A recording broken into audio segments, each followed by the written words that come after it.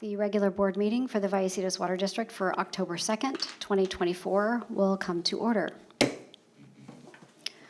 Before we begin, I would like to announce that members of the public may watch the meeting live via computer or smart device by going to the district's website and clicking on the Watch Live icon. However, they will not be able to participate in the meeting remotely. Members of the public may also listen to the meeting live on their phone by dialing 888-788-0099 toll-free or 877-853-5247 also toll-free. When prompted, enter the meeting ID and passcode displayed on the district's website. Now we will have the Pledge of Allegiance. Mr. Bennett, will you please lead us?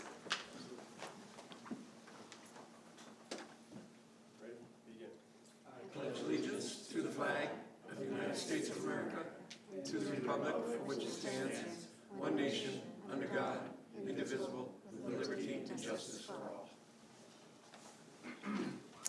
Thank you. Next, we will move to attendance. Directors, please indicate your attendance.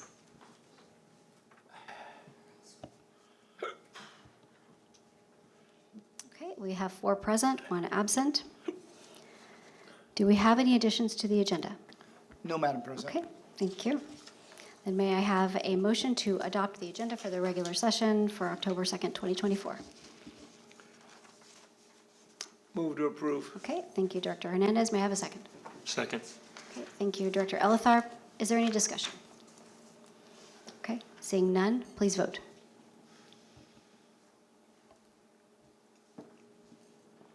Okay, and the motion passes. The agenda is adopted. Do we have any public speakers? None at this time, ma'am. Okay, thank you. All right, moving on to consent items.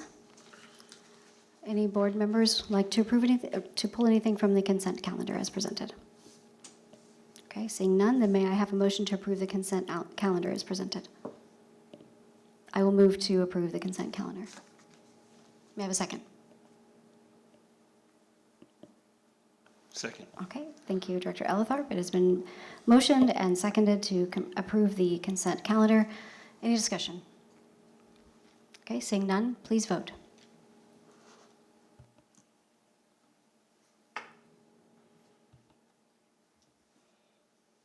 Okay, and the motion passes. Thank you.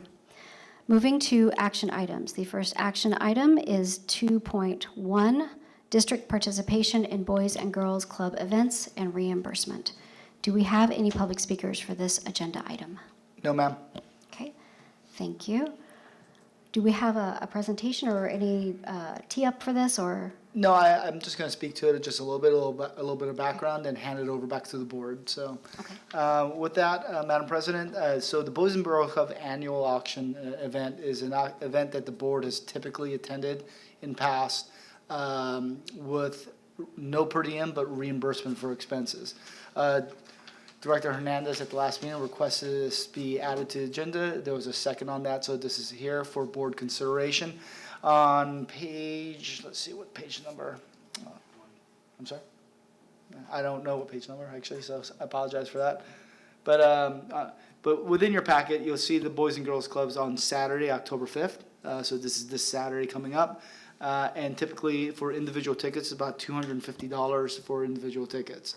That includes the actual event itself and for the silent auction and food and entertainment, both at the event.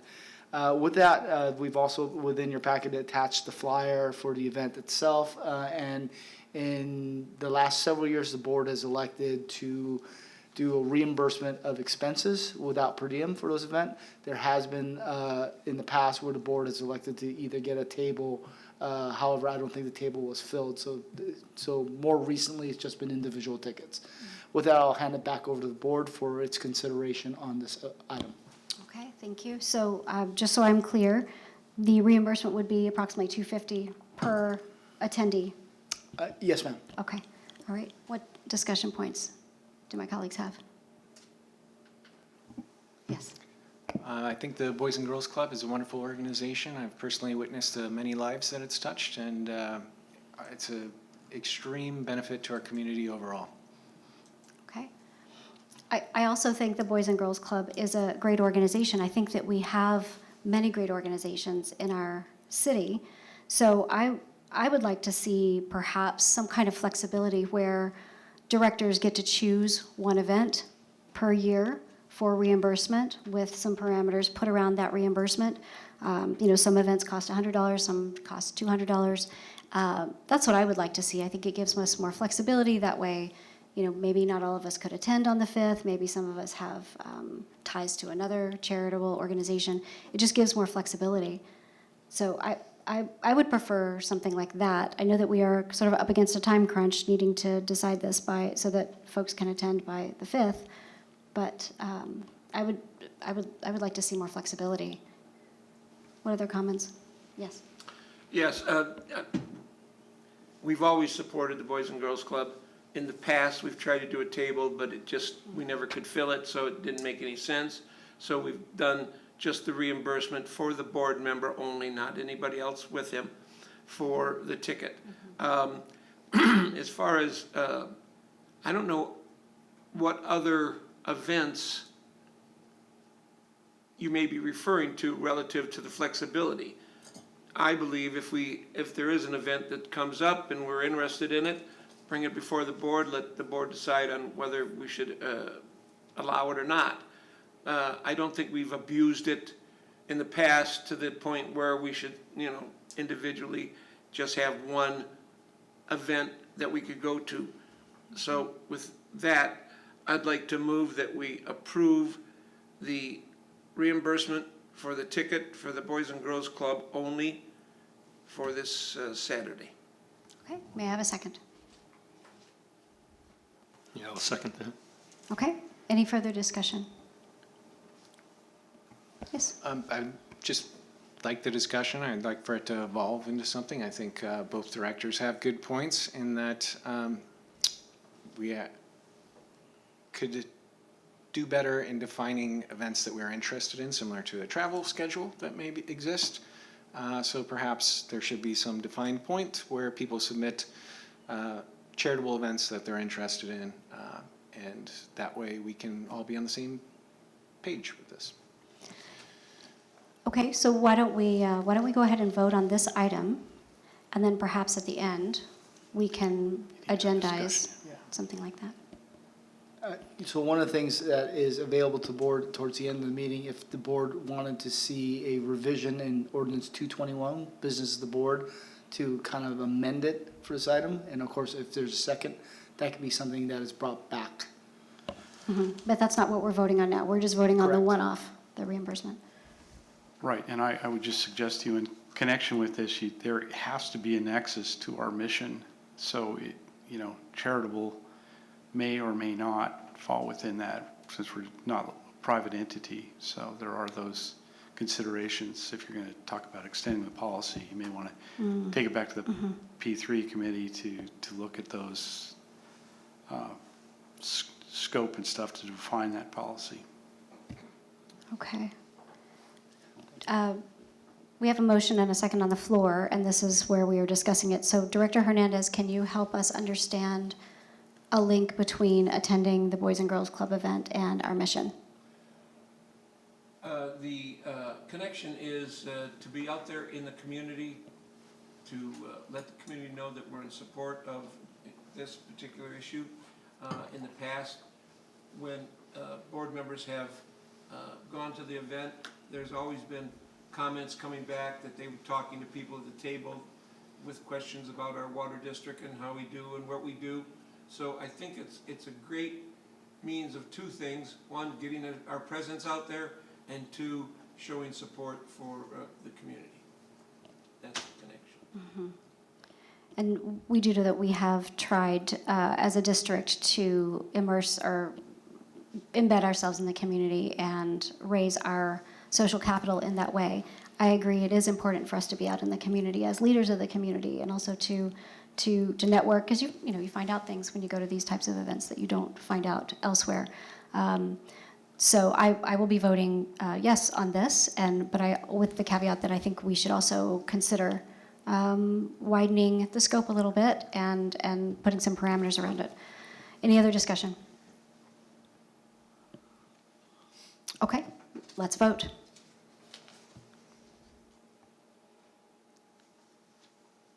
Okay, and the motion passes. Enjoy your outing. I hope I see some of you others there. Okay, moving on to agenda item 2.2, approval of as-needed professional services agreement, planning and design of electric vehicle charging infrastructure. Do we have any public speakers for this agenda item? No, ma'am. Okay, thank you. And I believe we are turning this over to Yes. Mr. Bennett? That's correct. Mr. Pedrazzi? Okay. I'll provide a little Okay, bit of all an right. intro while he gets the presentation on the shared. So with that, as the board is aware, the state has a requirement for fleet electrification by a certain time. There's different deadlines, and Eric's been in front of the board, talk about the different options and basically the different avenues the district is looking at. One of the things the district is looking at is basically getting majority, if not all, of our infrastructure required for a fleet electrification paid for through the Power Your Drive program through SDG&E. Part of that is to move forward with a design process, and then the infrastructure actually itself, which is the majority of the cost, is the portion that's reimbursed. So with that, this is the first steps in moving towards that design process and also to meet state guidelines. Eric, when you're ready? Nope. I accidentally closed out the team meeting, Oh. so hold on. Sorry about that. No worries. So I didn't really have much more to say than that. That's okay. So, well, we gotta redo the team meeting. This happened, I think, one other meeting, so. It's all right. Sorry about that. No worries. We'll get it. Yeah. I don't think it's being shared on Zoom yet. It is? Okay, great. So with that, Eric, we'll take two. Take two. Alrighty.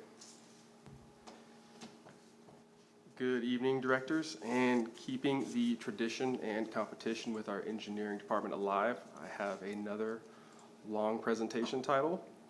So I'm here to discuss approving an as-needed agreement for the planning and design of the electric vehicle charging infrastructure for the district's fleet. I think we can do better next time. Make it a paragraph.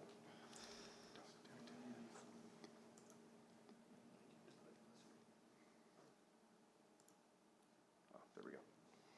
Okay. Yep.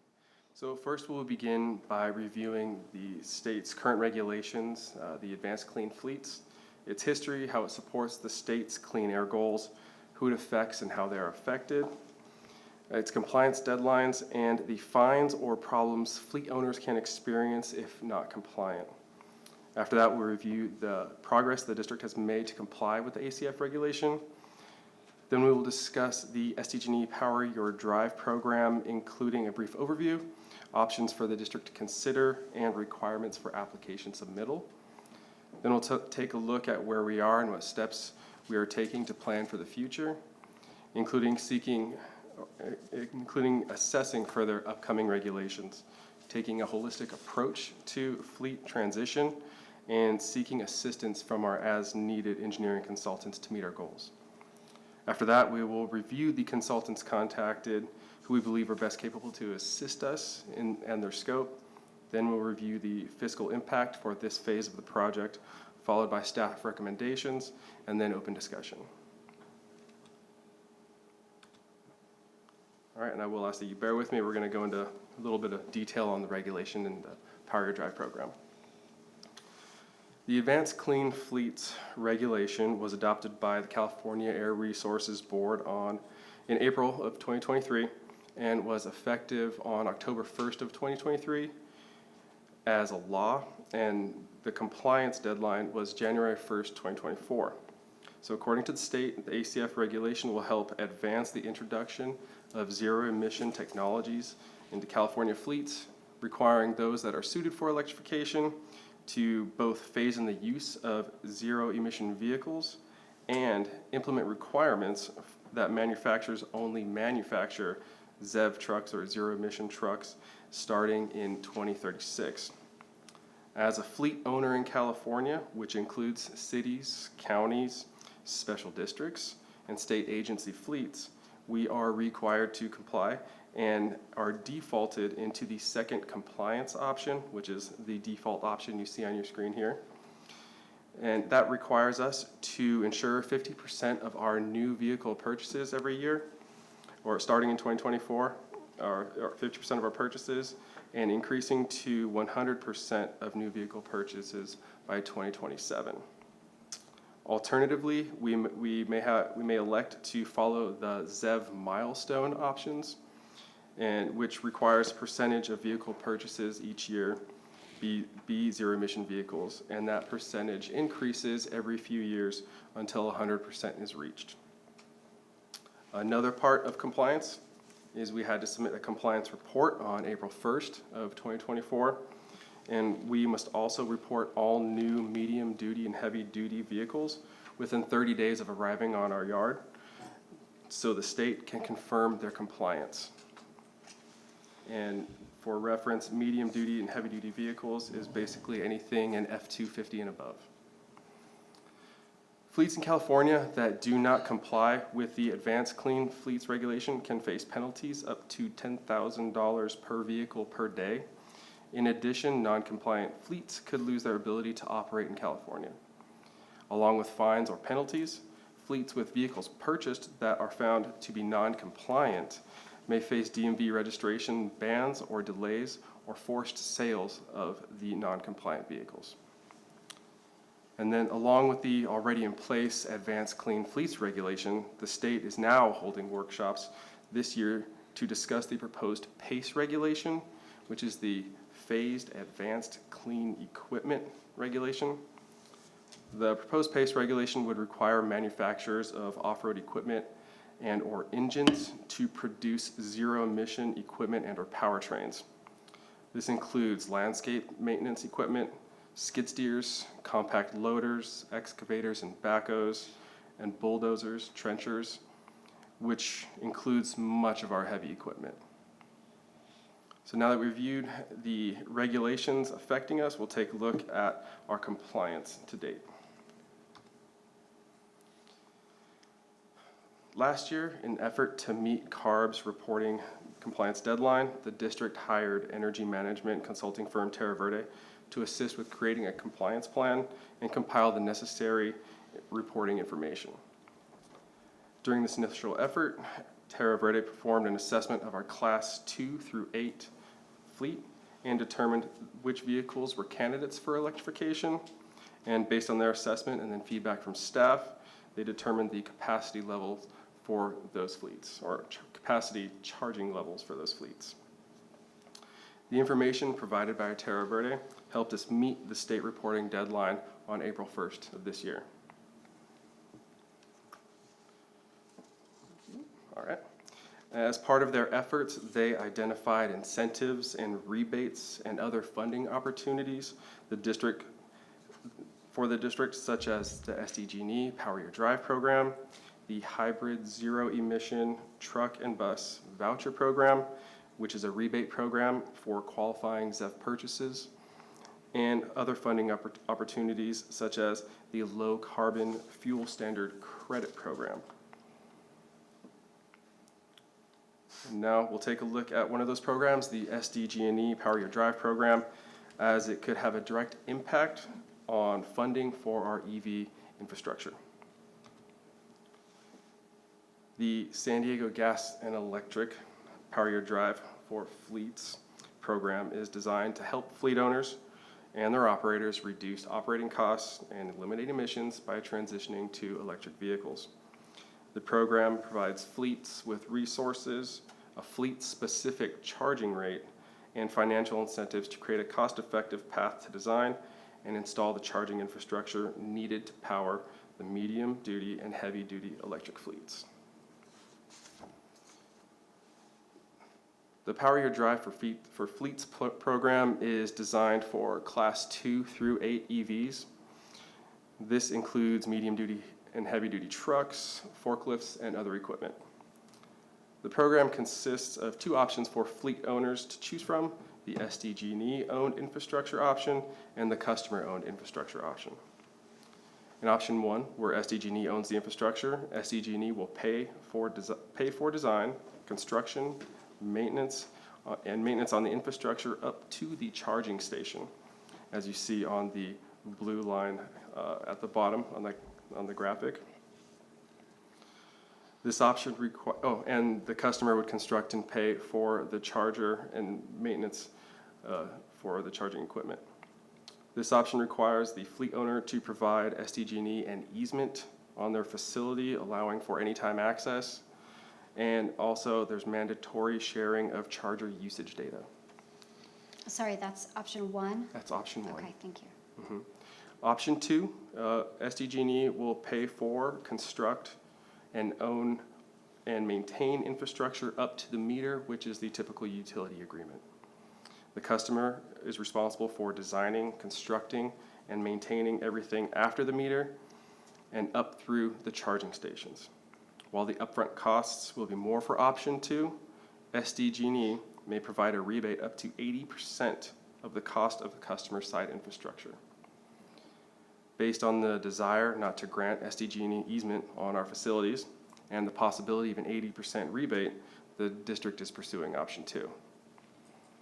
For the district to meet the application eligibility requirements for option 2, we must show that we intend to purchase at least 2 EVs in the next 5 years, produce a conceptual design of 60%, and have the application signed by the designing engineer. Now that we've reviewed the regulations affecting us and possible rebates, we'll take a look at our goals and how we plan to achieve them. So building on the progress made by the Terra Verde project, the district is now ready to begin the next phase of its fleet's transition. The initial step is to begin the design process of our future EV charging needs. Before beginning this process, staff spoke with Helix Water District, who is much farther along on their EV journey, to discuss their strategy and lessons learned. One item that stood out during the conversations is that Helix is planning and designing for the eventual full-scale fleet transition to EVs, and this is based on past regulation trends, proposed upcoming regulations.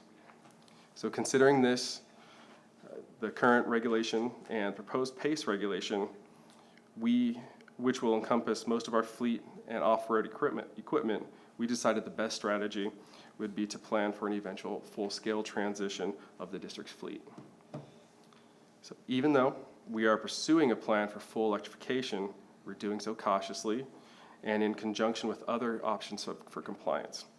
This includes pursuing exemption requests for certain vehicle types, such as our combination sewer trucks, as well as monitoring other agencies' progress on obtaining an emergency or mutual aid vehicle exemption. So to begin the design process in August, staff contacted 3 of the district's as needed engineering firms for a proposal that will meet this phase's needs. The 3 firms staff contacted were Terra Verde because of their previous work on creating the electrification plan and compliance efforts, and NV5 and Black & Veatch because of their long history of successful projects with the district. On September 20th, staff received 2 proposals, one from NV5 and one from Black & Veatch. And after reviewing and rating the proposals based on how well they address the district needs, their experience and their approach to the projects, in the end, NV5 was selected to be the most qualified for the project. During this phase of the project, NV5 will update the zero-emission vehicle transition plan to encompass all of the district's fleets, including pool cars, backhoes, and boom trucks. They will also schedule site and tidal and ground-penetrating radar surveys. They will produce the 10% conceptual design, which we'll review, and will then be turned into 60% construction drawings, which are needed to submit the SDG&E Power Your Drive application. They will assist with selecting charging equipment and provide a cost estimate for the charging equipment. And lastly, they will assist the district with utility coordination on the application and support support us to ensure that all the SDG&E requirements and questions are met.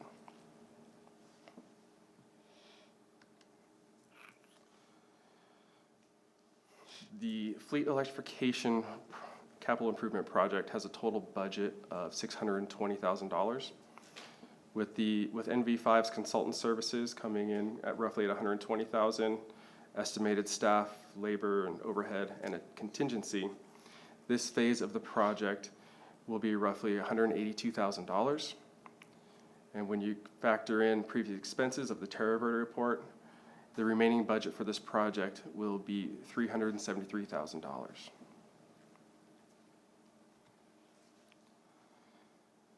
So what are our next steps? So based on the current string of regulations, we need to act sooner than later. We need to plan for the future of the district's fleet while ensuring we're doing our due diligence by monitoring and pursuing exemptions where applicable, whether that is a purchase exemption, infrastructure exemptions, or emergency vehicle exemptions. We also need to stay up to date on new technologies as they are introduced to ensure we are accounting for all aspects as we plan through this. And with that, staff recommends the Board of Directors to authorize the General Manager to execute a professional services agreement with NV5 for this phase of the planning and design of electric vehicle charging infrastructure project in the amount of $119,760. And now I will open for discussion and take any questions you may have. Okay, thank you for that presentation, Mr. Bennett. What questions do my colleagues have? Yes. Thank you for the presentation, very informative. Of that price tag that you just quoted, is that what we would receive 80% or 80% of the total project in general if additional costs are added on top of this? It would be of the total project in general once we have, SDG&E's built their part and we have all of our infrastructure built. We've proven that we're purchasing zero emission vehicles, then it would be the 80% off of our total cost. Yep, and then as I understand it, they have to upgrade their power out there, and that's part of this plan as well?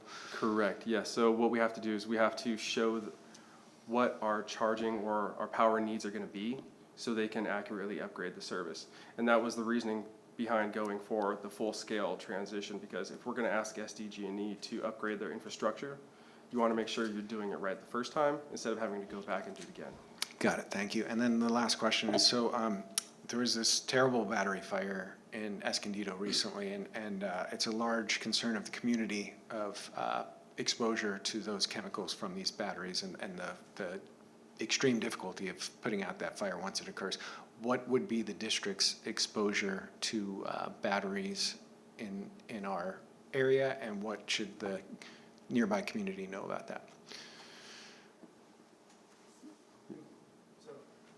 Yeah, so the district is developing a hazardous response plan for battery fires because we do have Tesla batteries at several sites. Mm-hmm. So that's going to encompass any facility that has storage batteries. So our current headquarters does have Tesla backup batteries. So we're developing to meet regulations a hazardous response plan for each one of those, which includes community outreach, how we respond to the fire, how we interact with emergency services. Got it. And how many batteries would you say that we have currently, if you know offhand? Help me We out have- with this. We have 6 sites or 5 No, sites? 5 sites. 5 sites. We have 5 sites total right now. So at the headquarters, San Alejo Pump Station, Double Peak Pump Station, Metal Arc that has a mega pack, and Twin Oaks has a mega pack. Thank you for that, and would recommend that we are very proactive in the measures to protect these and being up to date with, the best we can possibly do to make sure that there's no chance of a fire at one of our sites. Absolutely. Thank you. Okay, what other questions? Yes. Could you happen to talk to Olivenheim regarding this issue? In talking with Kim Thorner, she has received letters from all the fire agencies in her area declaring that the equipment from their water district is part of the emergency response, and she's told me that they've gotten exemption for a great deal of their equipment. I don't know if you've talked to her about her strategy and what she's been doing. So I did talk to Kim directly. She is in the process of getting the letters, and with that's the hope. She has not received the letter yet. She told me as soon as she actually gets the letter, she'll share it. But with that, it will only be a portion of the vehicles that are used specifically for emergency response, like the construction vehicles and some of the other vehicles. With that, I think Ed is also, has a little bit more information on that. Ed? So we've spoken directly with the O&M manager at Liebenhain concerning this, and they have not received any exemptions from the state. Essentially, what we got is they're in the same boat as us. We can get exemptions right now for combination trucks, which are the big factors for cleaning the sewers. We can get them for dump trucks because they're not quite building the size we need yet. If they are successful in getting some exemptions, 10 to 25% of the fleet will already have to be converted to zero emission vehicles to even get those exemptions. The confusion on the emergency vehicle exemption is those vehicles would only be allowed to be used during a declared state of emergency, which the governor has to declare, not just us or the board. So those obviously would do us no good. The gas would go bad by the time we needed to use it. The other potential exemption that we thought Liebenhain was going after was the mutual aid, which is why they're getting the letters from the fire departments. But there are restrictions with that as well. And I know you have to have a certain amount of ZEV vehicles in your fleet, and they exempt pickup trucks from those exemptions. So that's a large portion of our fleet are F-150s, F-250s. So we are looking at every possible exemption that we can get, but the regulations have changed to such, once the manufacturers are building the vehicles, we have to purchase them. Okay, I have a couple of questions. You know, it's interesting that we consulted with Terra Verde at the top and that they didn't submit a proposal. It would have been great if they would have done that so that maybe we could have rolled over some of the money that we had already spent with them into consulting. What's your speculation about why they didn't submit a proposal? I mean, it'd be purely speculation. I reached out to him multiple times, as to specifically to the person that helped us put the report together, Matt. Interesting. And it was a lot of non-response. Interesting. Okay, all right. What does PYD stand for? Power Your Drive. Thank you. Talk to me about the percentage that you are asking for this phase of this entire project. And when I say the entire project, I mean electrifying our fleet. What percentage is this budget of that project, or at least, you know, what we have budgeted towards the electrification of our fleet? And just to be clear, the infrastructure portion, because we haven't added up to all the vehicle costs, because some of those are unknown. Okay, So sure. just the infrastructure portion. Do we have an estimate of what the total infrastructure portion at build-out is? I know we're gonna phase it, or is that to be determined through this effort?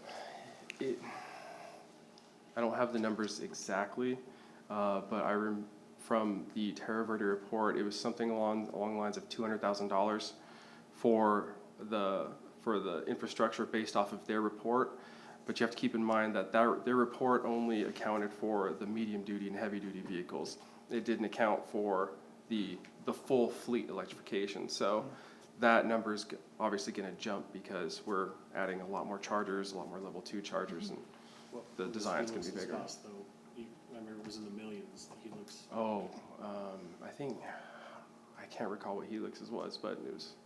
Yeah, Helix was Large. significant for for the whole thing. It was over 10 million. I don't remember where it was, but it was quite a bit. But they also have a fairly large fleet with full electrification for their infrastructure.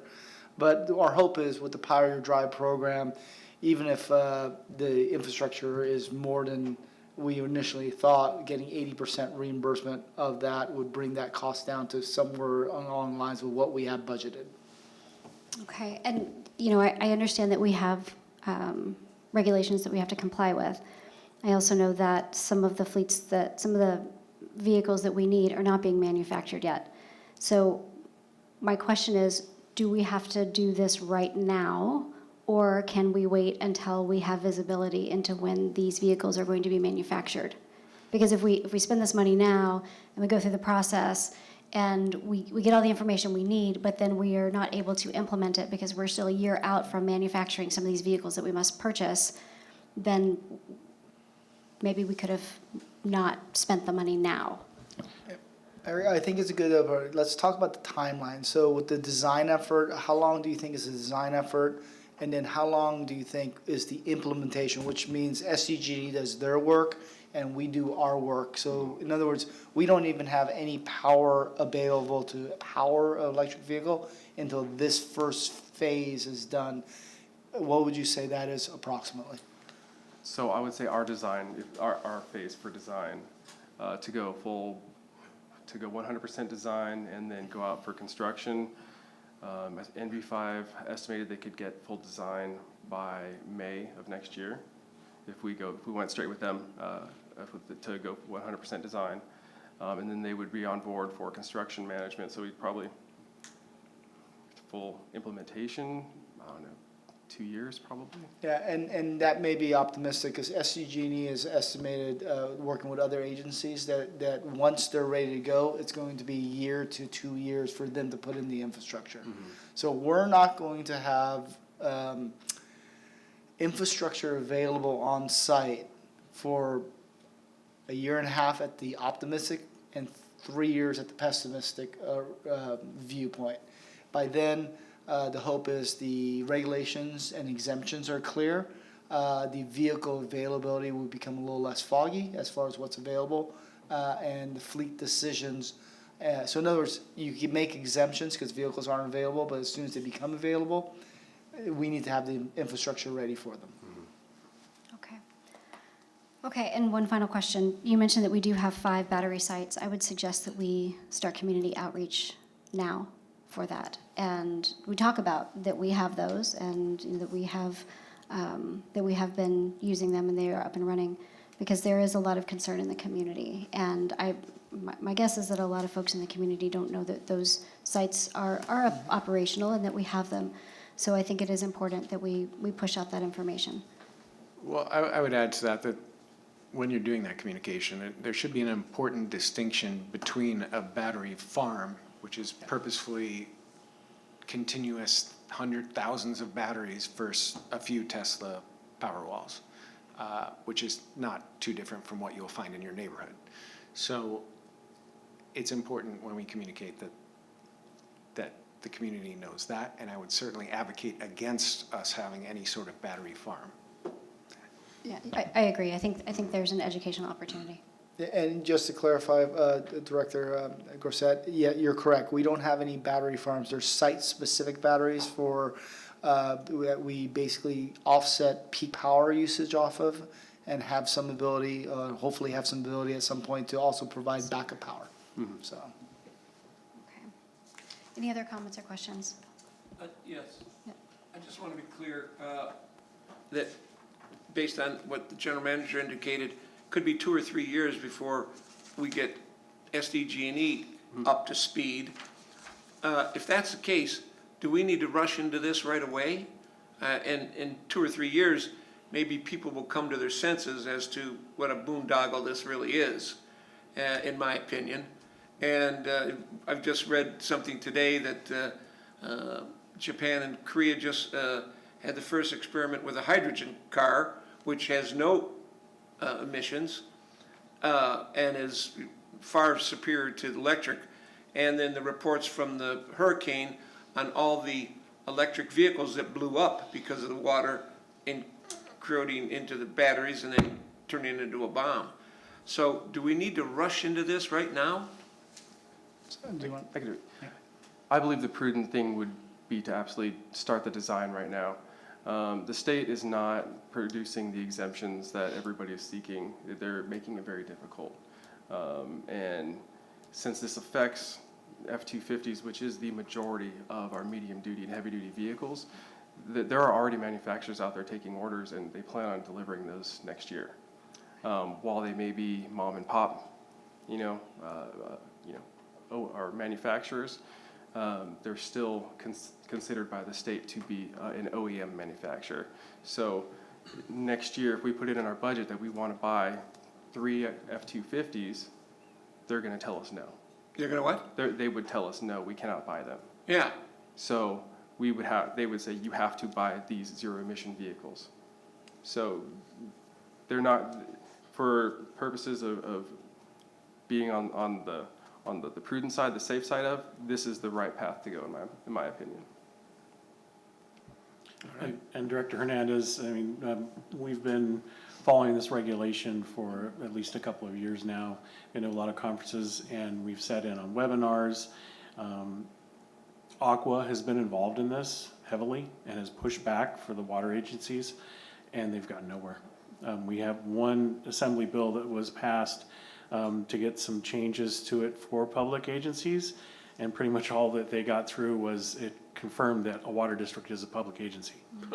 So it's the state of California. yeah.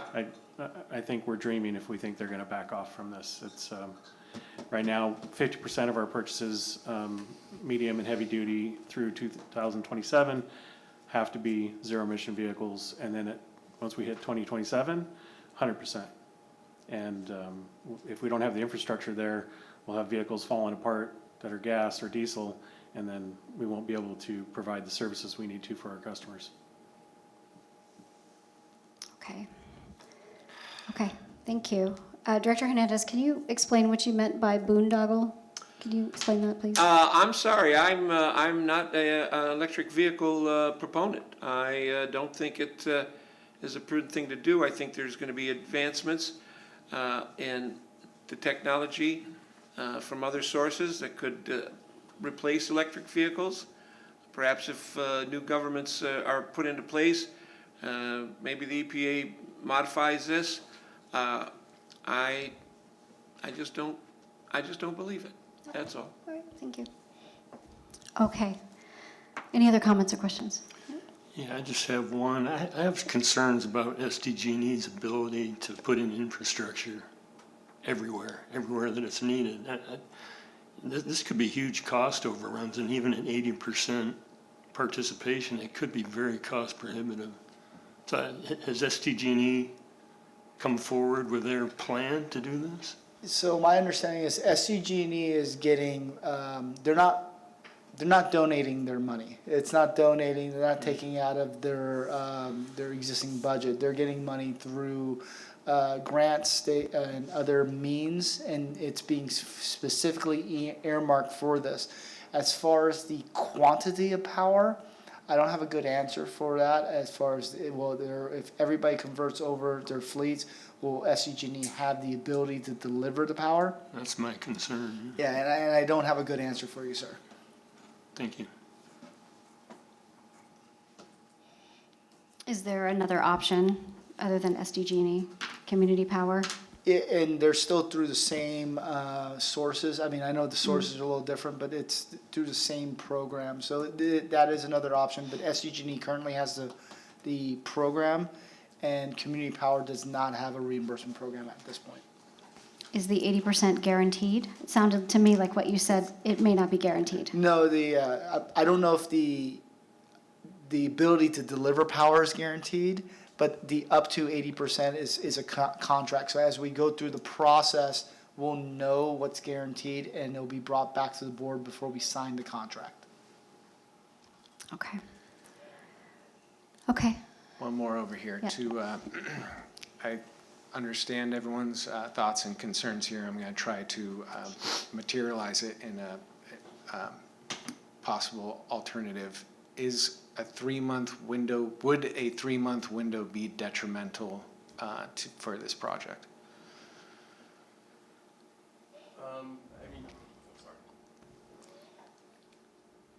Considering SDG&E's timelines that they want people to apply for this program, District Engineer Hubbard and I went to a meeting in July from SDG, and SDG&E was a presenter there. And we specifically asked about the funding for the program. And the presenter there said, you need to get your applications in by the end of the year to be guaranteed into the program. So the timeline is short for us to be able to apply. And just to add a little perspective with that, the amount of money that staff and between staff expenses and consultant be spending is not significant compared to the 80% potential reimbursement for the infrastructure. Thank you. Okay, any further discussion? Okay. Then may I have a motion to authorize the general manager to execute a professional services agreement with NV5 for the planning and design of electric vehicle charging infrastructure project in the amount of $119,760, subject to the terms and conditions of the agreement? May I have a motion? So moved. Okay, thank you, Director Ellithorpe. May I have a second? Second. Okay, thank you, Director Grosset. Any further discussion? Okay, please vote.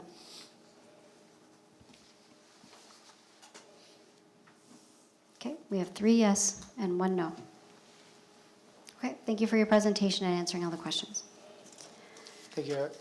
Okay, moving on to agenda item 2.3, discuss and provide direction to general manager and legal counsel to investigate and prepare report on meetings with developer regarding unauthorized flow meter and or to prepare proposed board policy related to developer communication/meetings. So I think in this case, legal counsel is trying to outdo engineering with the long titles, and they may have succeeded, but I'll have to go back to the record to make sure.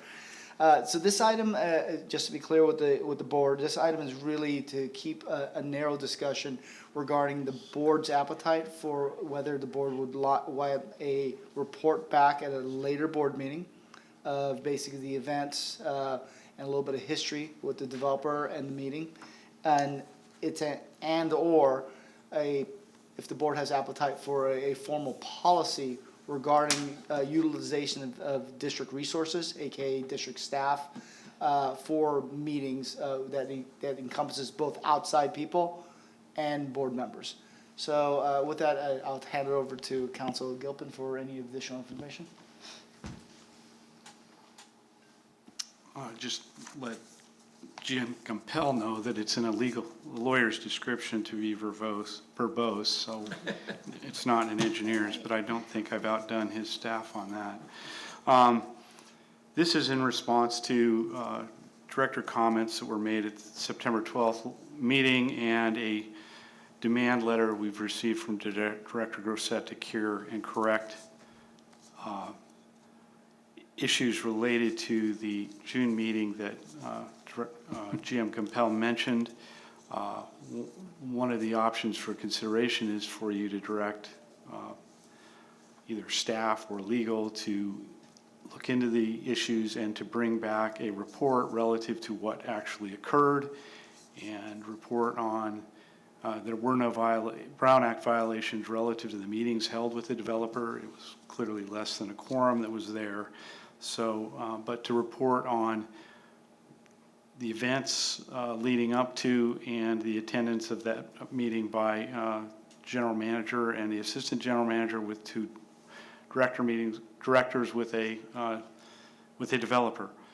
The other proposal for your consideration is whether the board would like to adopt a policy relative to the use of district resources, i.e. in requesting attendance at meetings with outside parties, et cetera, by members of the board. So as General GM Compel mentioned, this would be to bring back at a future meeting, but we wanted to open it for discussion. Okay. Questions? Yes. Do we have a policy relative to flow meters?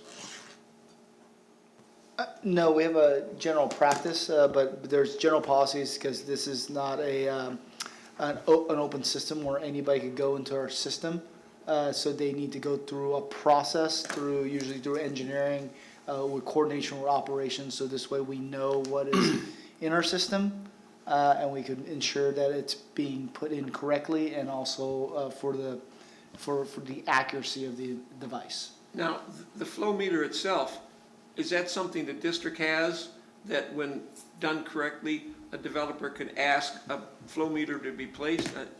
I'm a little foggy on how they got a flow meter, if they just own one or off the shelf or what? No, so the district typically would outsource it to a consultant, a company that does this. And the developer actually used the same company that the district has used in the past, either for other developers or for its own purposes. Yeah, I guess for clarity purposes, I think the intent was not to get into the details regarding this or the developers for transparency purposes, so that, you know, if you want the details relative to all this, staff would bring back a subsequent agenda item to outline these issues so that everyone's, including the public, has an opportunity to hear and understand what happened in this situation and our district policies, et cetera, Yeah, no, I relative to just that. wanted So, to yeah, know, yeah. you know, how somebody gets a flow meter installed, and you've told me. Okay, thank you. Okay. Questions, comments? I have some prepared comments, but if you'd like, please go first. What?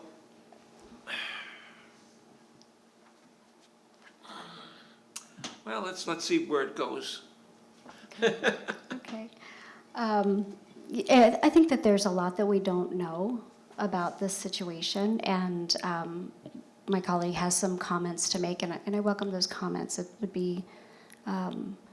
It would benefit all of us to understand different perspectives, and so I will open the floor. Sure. First, I'd like to explain why I filed a cure and correct statement. At the last meeting, Director Boyd Hodgson accused me of actions that are simply untrue. Beyond that, she cowardly ended the meeting without allowing myself or other directors to respond and correct the record in real time. And I maintain my rights for recourse in this matter and may enforce them if necessary. Over the course of my time on the board, I've been fully committed to transparency. As a new board member, I worked to change the district's email retention policy to enhance transparency, extending it beyond the unbelievable 1-month retention policy that previously existed under Director Boyd Hodgson's board term. Furthermore, it's important to note that my votes on development matters have never differed from Director Boyd Hodgson's. We've actually consistently aligned on these issues, which makes the recent accusations even more troubling. Now, as president of the board, Director Boyd Hodgson is held to a higher standard when it comes to decorum. Precedent suggests that a board president should refrain from presenting personal opinion as the board stance, as such opinions can be misconstrued as official board positions, especially when conveyed at the end of the meeting and ended without opportunity to discuss. By stating personal opinions and closing the meeting before allowing responses, Director Boyd Hodgson set a harmful precedent for board conduct and jeopardized the integrity of the board through unanswerable accusations. Good governance demands that the president lead with neutrality and ensure that discussions allow for fair and open dialogue from all board members. The June meeting held in question was held at the district headquarters, and I attended at the invitation of the board secretary, Anthony. It was attended by senior management and involved a hotel developer with a sewer issue, a standard and entirely innocent matter. At any point, the meeting could have been halted by senior management if deemed appropriate, but it wasn't because it wasn't inappropriate. And I will encourage the investigation of this, but no board action was presented, suggested, or implied. And I say that because I'll say it again because it's important. No board action was presented, suggested, or implied.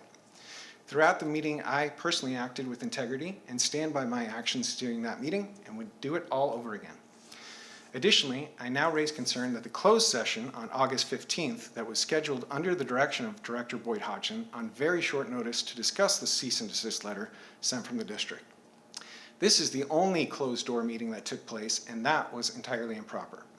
The district could bear liability for entertaining this closed session meeting at your request, which is likely not permissible for closed session acts under the Brown Act. As you should know, the Brown Act closed sessions are only permissible for real, pending, and anticipated litigation. The district improperly used a closed session for the discussion of a cease and desist letter written from the district because there is no existing litigation, there is no significant exposure to litigation based on the facts presented, and there is no documented threats of litigation. Given these factors, the closed session likely violates the Brown Act and demonstrates a lack of compliance with transparency standards required for public board meetings. I would have much rather discussed this at a public board meeting. In this case, the cease and desist letter presented no significant legal threats, and using a closed session to discuss this issue is also likely a potential violation of the Brown Act, and I may amend the cure and correct statement to reflect that. The cease and desist letter came from Vallecitos. It was accompanied by an email statement that assuring everyone was in compliance and satisfied. Based on these facts, there was no reasonable assumption to assume that there was anticipated litigation from either side. This further highlights a pattern of non-compliance with transparency standards.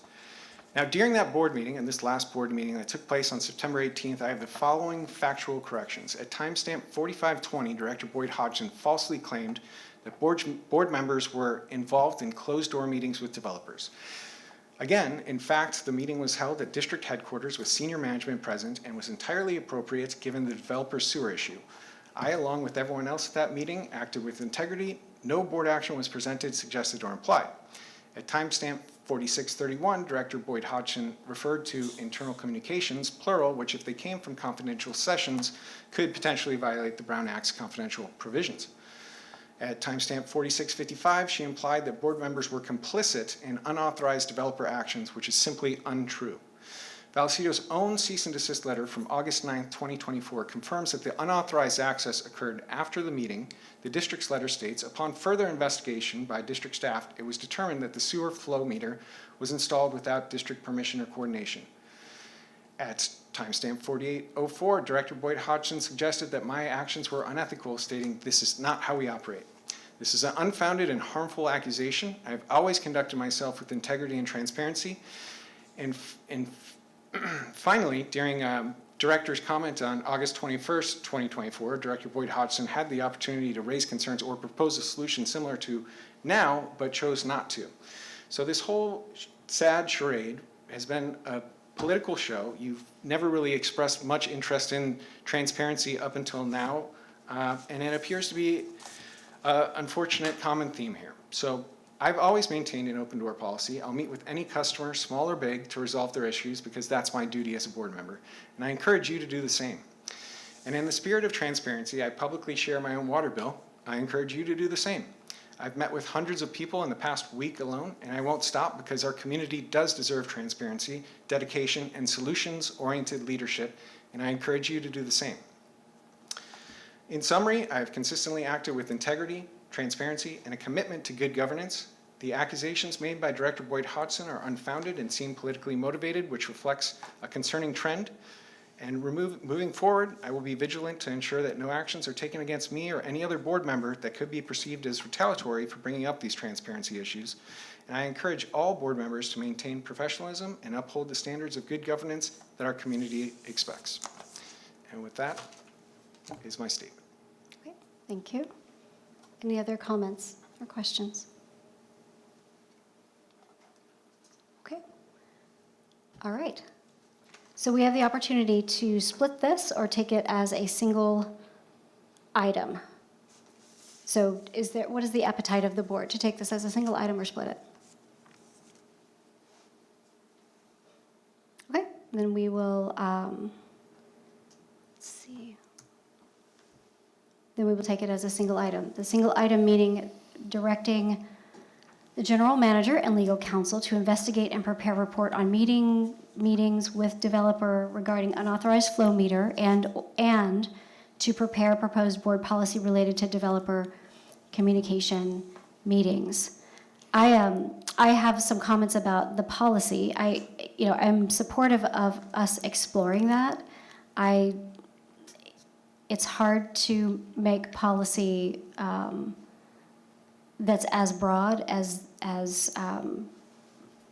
would be to prevent the outcome that I am desirous of. And the outcome that I am desirous of is that behavior that looks less than transparent when done by some of us reflects on all of us, and it gives us all kind of a black eye. And I'm not confident that we will have a policy that speaks to that, but I do like the direction that Councilor Gilpin has put forth, and that it could be focused narrowly on use of district resources. I think that's a great start. And I am willing to entertain a motion to move these two items together. May I have a motion? May I comment? I've asked for a motion. May I have a motion?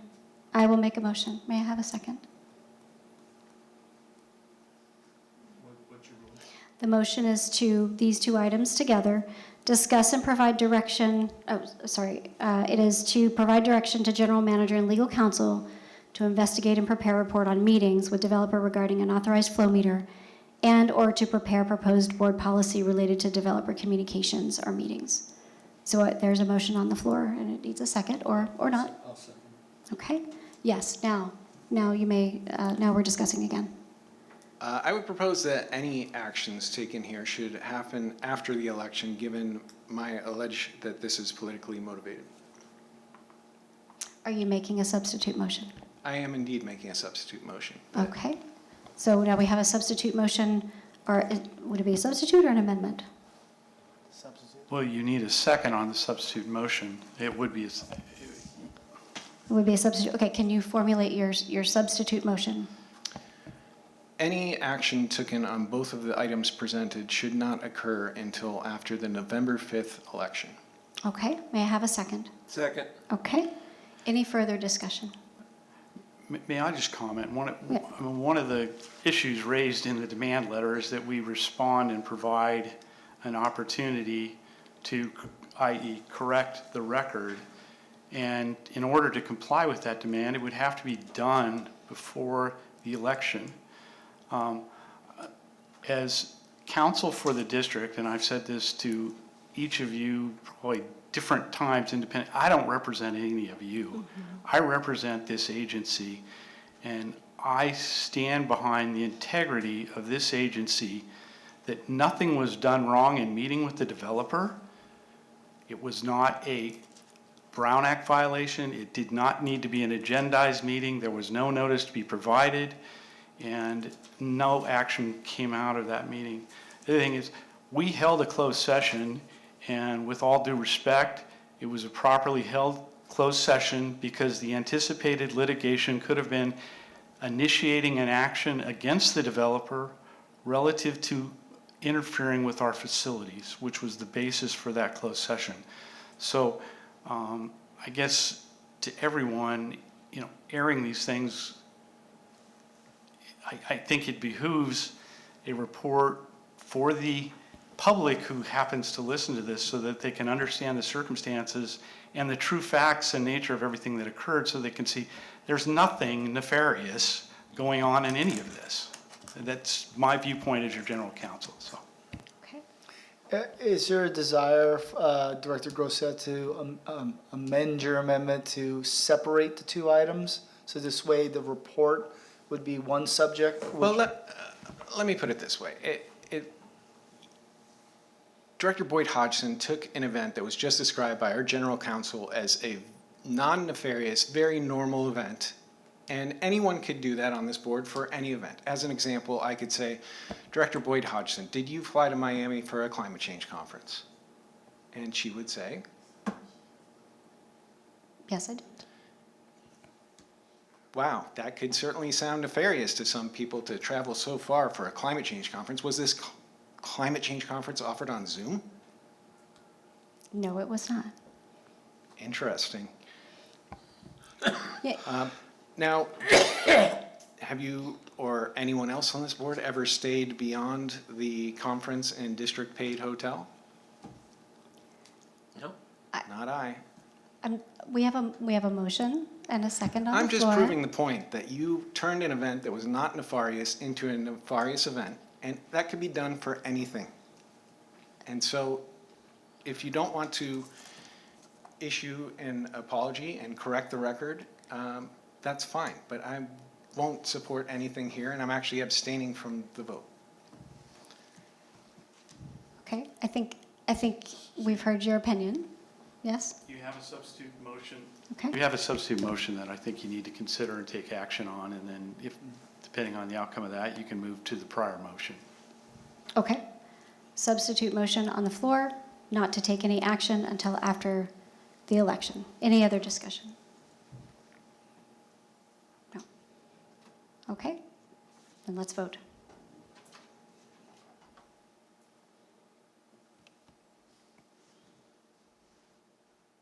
Okay, so we have a tie.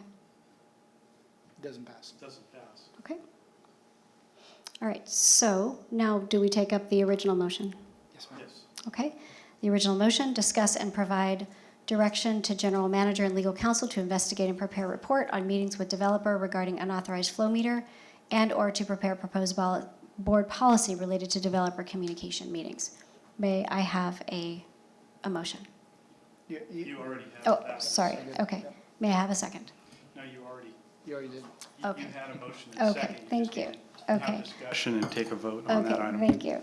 Okay, so we will have a vote.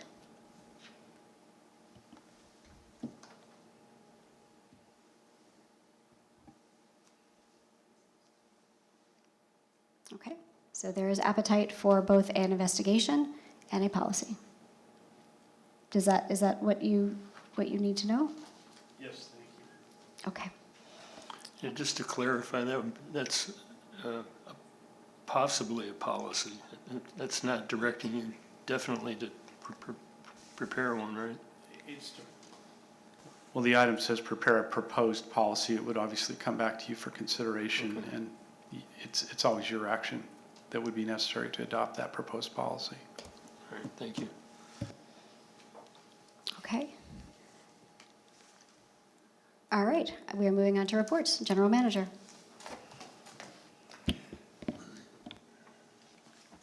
Yes, thank you. I actually have a few items of interest. So our asset management work, our PICA work in San Luis Hills is going to start next week. All the notices has gone out. We've also gone out social media and with some additional clarifications on social media. However, we will be doing continuous communications with the individual homeowners that are actually affected by the actual assessment work.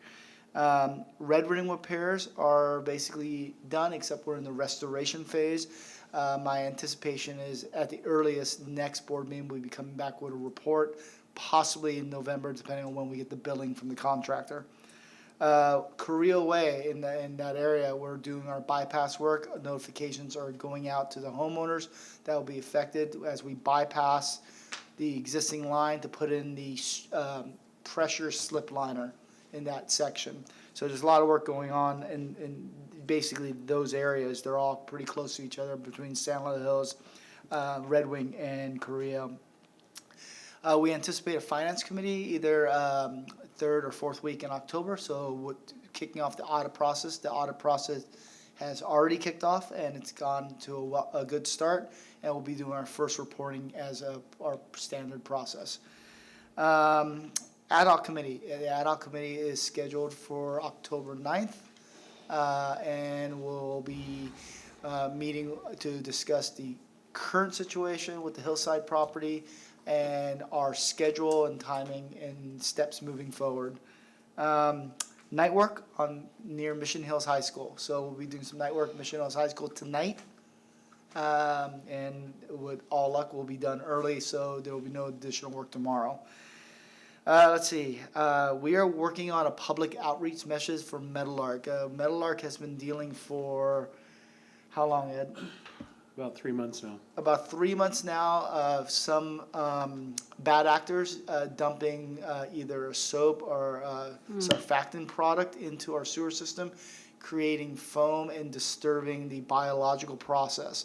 It's cost a lot of overtime. We've been working with Encina for source control, which the district and its ratepayers pay for. So the messaging that we're drafting is going to be, we need your help. These people, this act is actually costing you money as customers because we all share in those costs. And it's also hurting our ability to produce recycled water and potentially the environment. So we're crafting that opinion. We're working with legal counsel about possible incentives for it. But initially, I think our initial will be just a reach out to the community to try and it happens almost every weekend. It is every weekend. It is every weekend, and we've stationed people at night on overtime to try and find the source when it comes in. It's not as easy to do as, so unfortunately, we're gonna start going out and almost like a crowdsource request help. Before we send that out, I'll send out notifications to all board members, so this way they're aware. Smoke testing starts on Tuesday, the 8th, and that's going to be in the La Costa area, just above Corinthia. Corinthia? Corinthia, thank you. In the La Costa area, so we'll be doing, and we'll be sending out notifications, so this way homeowners don't freak out when they see smoke coming out of their home vents. So, And hopefully not in their house. yes, because that indicates a different problem they have with their house. So, and then last but not least, a reminder to all board members that our Water Academy this year is October 17th. Chris will be putting out a schedule, sharing it with the board, and we'll be doing everything here at the district, including the provided lunch. We're not doing the bus tour this year because of the construction at Meadowlark. So we're actually got a fairly exciting new, basically show and tell venues, almost open house style. And then we'll have a lunch presented also, and opportunity for board members to speak, obviously right at the beginning, if so interested, and obviously opportunity for board members to commingle with staff and also the public that's there. The good news is without the bus, we don't have a limit. So we don't have a final head count now, but we anticipate a fairly large group. Some may drop out because we did let everybody know to manage expectations that the bus tour is not available this year. With that, I'd be happy to answer any questions. That concludes my report. Okay, any questions? All right, District Legal Counsel, Gilpin. Thank you. Just the legislative session closed on September 30th, and there were several bills we'll be issuing legal alerts on that affect particularly water and sewer relative to 218 positive developments from 3 different bills. And then finally, the upside of this job is getting to know you folks. And Aqua will be the first week of December. I know some of you are intending to go, and I hope that we'll be hosting our annual co-sponsored client dinner on December 4th at the Desert Turtle, and I hope I will get to see many of you there. So you'll be getting an invitation shortly. Okay, thank you. San Diego County Water Authority. Yeah, the Water Authority held their formal board meeting on September 19th. A couple of board actions of interest. The board awarded a professional service contract to the company Resolute for a 24-month contract with the option to renew for an additional 24 months for Sacramento advocacy services for a total compensable contract amount of $495,000. This is legislative lobbying at the state level at Sacramento. The other item of interest is the election of board officers for the next 2 years, October 24 through September 26. The board elected the following board members as officers. Nick Serrano from the City of San Diego as board chair. Frank Hilliker from Lakeside Water District as vice chair. And Joy Lyons of San Dieguito Water District as board secretary. And that's my report. Okay, great, thank you. Standing committees. Engineering? Nope, you missed one. Oh, sorry, Encina. Our board meeting will be on the 23rd of October, and we will not be having a capital committee meeting this month, and so I'd have no report other than that. Okay, thank you. Now standing committees. Okay, we did have an engineering equipment committee meeting on Tuesday, September 24th. The minutes are in the board package, tonight's package. The items for discussion, capital improvement project update, a development of services project update, and a ductile iron pipe condition assessment project update. That's my report. Okay, any other standing committees? Okay, director's reports on meetings, conferences, and seminars. Okay, any other business? Any comments or future agenda items? Yes, comments? I will comment. I will just encourage transparency. I'm posting my water bill online. I encourage everyone else to do it. I'm sure the public will be interested in that. I have no problems disclosing with who I meet to. I encourage others to be perfectly fine with that, especially given recent stuff. And I will support measures that add additional transparency here. That's all I can say on that. Okay, thank you. And thank you for your clarification tonight on your involvement. I think that it's really important that we find out, and we will find out about the sequence of events. And I appreciate you clarifying. It's very helpful. Any other comments? No? Okay, we are adjourned.